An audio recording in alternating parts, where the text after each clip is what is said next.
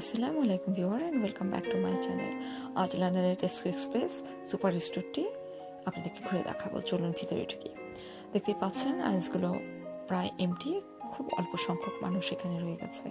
আমাকে সহ 4 থেকে 5 জন ম্যাক্সিমাম ক্রেতা ভিতরে রয়ে গেছে, আর বাকি স্টাফরা এখানে রয়ে গেছেন। আজ আমি এই বিষয়টি বলার একটি কারণ, দ্বিতীয় দফার লকডাউনের সময় সুপার স্টোরগুলোতে তেমন উপচে পড়া মানুষের ক্রেতার ভিড় নেই, কিন্তু প্রথম দফায় যখন লকডাউন লন্ডনে হয়েছিল সে সময় প্রতিটি সুপার স্টোরে হাজার হাজার ক্রেতার ভিড়ে সুপার স্টোরগুলো হিমশিম খেয়ে গিয়েছিল। প্রতিদিনে উপচে পড়া ক্রেতার সকাল থেকে সন্ধ্যা পর্যন্ত ভিড় ছিল, যার কারণে দেখা গিয়েছে পণ্যের স্বল্পতা দেখা দিয়েছিল। বাট দ্বিতীয় দফায় এই লকডাউনের সময় এই ধরনের পণ্যের কোনো স্বল্পতা নেই।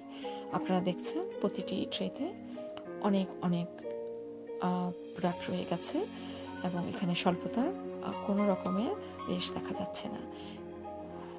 সেই জন্য আমি লন্ডনের সরকারকে ধন্যবাদ জানাচ্ছি এবং সুপার স্টোরের ম্যানেজমেন্টকে ধন্যবাদ জানাচ্ছি তাদের এই বিশেষ ব্যবস্থা নেওয়ার জন্য, যেন কোনো রকমের পণ্যের স্বল্পতা সুপার স্টোরগুলোতে এবার ক্রেতারা মুখোমুখি না হয়।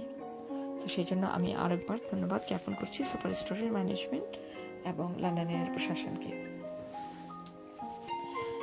আরও একটি কথা বলবো, সুপার স্টোরগুলোতে তেমন মানুষের উপচে পড়া ভিড় না থাকলেও এখানে দেখা গিয়েছে যে সুপার স্টোরগুলো এখনও সোশ্যাল ডিস্টেন্স মেনটেন করে তাদের ক্রেতাদেরকে ভিতরে নিচ্ছে এবং খেয়াল রাখছে তারা সোশ্যাল ডিস্টেন্স মেনটেন করছে কিনা, এবং সেই সাথে সোশ্যাল ডিস্টেন্স মেনটেনের জন্য যে ধরনের রুলস রেগুলেশন আছে সেগুলো তারা কন্টিনিউ করে যাচ্ছে এবং তারা ক্রেতাদের দিকে নজর রাখছে। যদি কেউ সোশ্যাল ডিস্টেন্স মেনটেন না করে তাহলে তারা জেন্টালি ক্রেতাদের কাছে আসছে এবং সোশ্যাল ডিস্টেন্স মেনটেন করার জন্য তারা পরামর্শ দিচ্ছে এবং অনুসরণ করার জন্য তারা বলছে।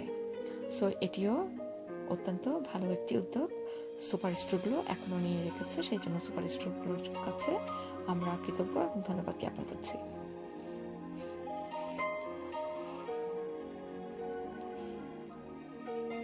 আমার ভিউয়ারদেরকে আমি আরেকটি কথা বলছি, এটি আমার নিজের আর ভাবনার কথা এবং নিজে আমি ভাবছিলাম এই বিষয়টি, সেটি আমি আমার ভিউয়ারদের সাথে শেয়ার করছি। সেটি হচ্ছে, প্রথম লকডাউনের সময় লন্ডনে আমরা ক্রেতারা পণ্যের জন্য যেভাবে ব্যস্ত হয়ে উঠেছিলাম, আমরা একটি জায়গায় 5টি নয় 10টি পণ্য কিনে আমরা মজুত করেছি ঘরে, যাতে আমাদের খাদ্যের কোনো স্বল্পতা ঘরে না হয়।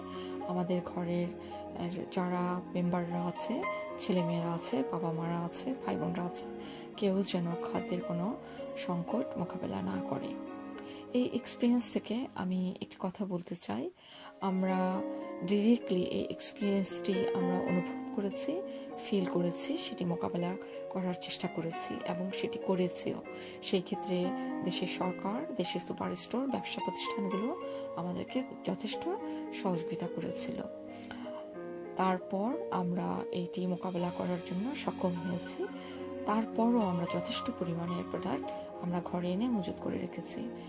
আমরা যদি সেই এক্সপিরিয়েন্স থেকে নিজেদের সাথে কথা বলি, তাহলে আমরা কি একবারও মনে করব যে আমাদের অনুন্নত দেশগুলোতে, গরিব দেশগুলোতে আমাদের আত্মীয় স্বজনরা, তারা যারা গরিব আছে, প্রতিদিনে খাদ্যর যোগান দেওয়া তাদের জন্য কঠিন হয়, তারা কিভাবে তাদের এই স্বল্প খাদ্য অভ্যাস নিয়ে তাদের জীবন ধারণ করছে? চলুন আমরা তাদের কথা একবার ভাবি।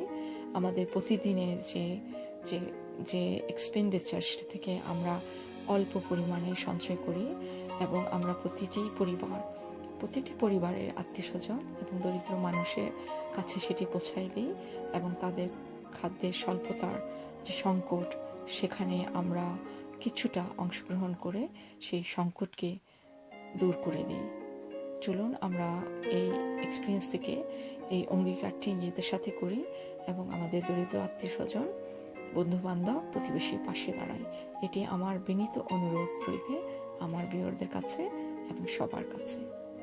আশা করব আপনারা এই বিষয়টি বিবেচনায় রাখবেন। সেই সাথে আমি আরও বলবো, এই করোনা ভাইরাসের সময় আমরা যেন যথেষ্ট সচেতন হই এবং দ্বিতীয় দফার করোনা ভাইরাসে যেন আমরা কোনোভাবেই আক্রমণিত না হই, সুস্থ থাকি, ভালো থাকি। যারা এই করোনা ভাইরাসের সংক্রমণে সংক্রমিত হয়েছে তাদের জন্য দোয়া করব, তারা যেন সুস্থ হয়ে যান এবং নিরাপদে পরিবারের কাছে ফিরে আসেন, এবং আল্লাহ যেন আমাদের সবাইকে সাহায্য করেন এবং আল্লাহ যেন আমাদের সবার সহায়ক হন। তো আশা করবো আমার ভিউয়াররা এই ভিডিওটি শুরু থেকে শেষ পর্যন্ত দেখছেন, এনজয় করছেন। আর সেই সাথে আমি আরেকটি জিনিস বলবো, চলুন আমরা সবাই মিলে সবাইকে সহযোগিতা করি, পরামর্শ দিই যেন আমরা সোশ্যাল ডিস্টেন্স মেনটেন করে চলি ঘরে, বাইরে এবং সব জায়গায়। এবং বাইরে থেকে আসার পর আমরা নিরাপদে আমরা ঘরকে নিরাপদ রাখি। আর সেটি রাখার জন্য বাইরে থেকে আসার পর আমাদের যত দ্রুত সম্ভব নিজেদেরকে ক্লিন করে নিতে হবে, এবং আমরা যেন কোনো রকমের ভাইরাস বাইরে থেকে ক্যারি না করে ঘরকে সংক্রমিত না করি, সেই দিকটি দেখে আমরা খেয়াল রাখবো। সো এইগুলোই শেষ করছি। আশা করব আপনারা এই ভিডিওটি শেষ পর্যন্ত এনজয় করবেন, এবং আমি শেষ করার আগে আপনাদেরকে নতুন বছরের শুভেচ্ছা জানাচ্ছি অগ্রিম, এবং সেই সাথে আপনারা সবাই সুস্থ থাকুন, ভালো থাকুন এবং এই ভিডিওটি শেষ পর্যন্ত এনজয় করুন। আমি এই বলেই বিদায় নিচ্ছি। আল্লাহ হাফিজ।